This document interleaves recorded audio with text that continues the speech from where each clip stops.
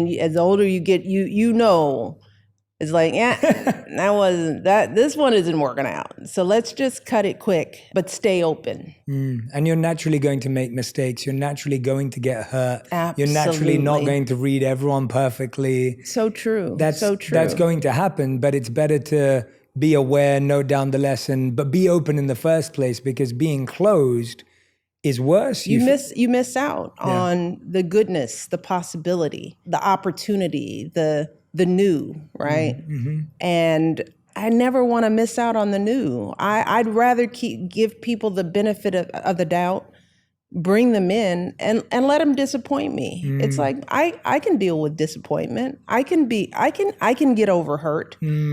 But I don't want to lose the possibility of someone special coming in. Wow. That's the greater trade-off. That's right? so powerful. And it's proven to be the right approach.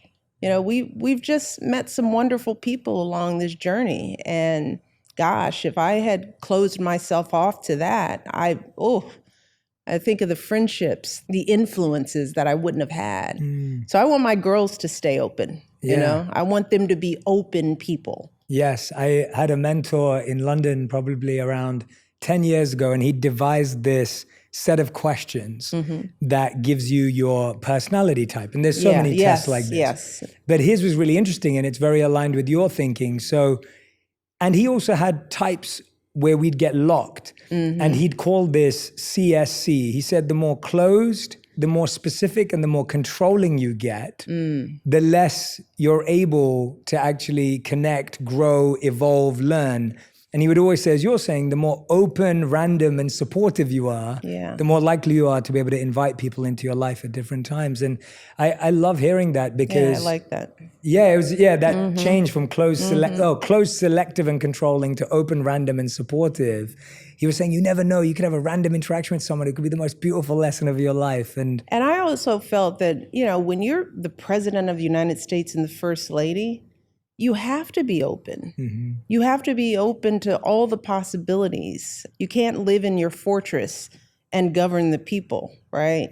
And I think we benefited from the fact that we had to figure out how to be regular people in the White House, because we had kids in school.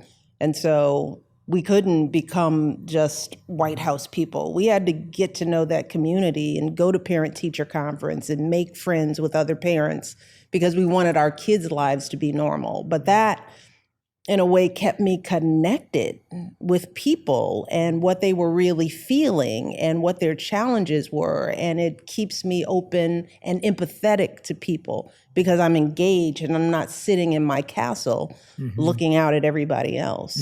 Absolutely. So I found it particularly necessary in our role. Yeah, so that's the best thing. That's beautiful. What has been the worst or the hardest part about being you?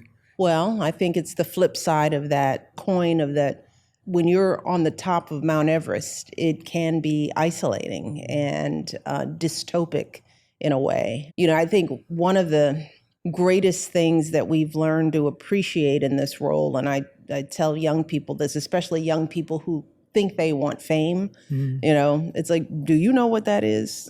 You know, are you grasping for something you have no idea, or your parents pushing you towards this thing?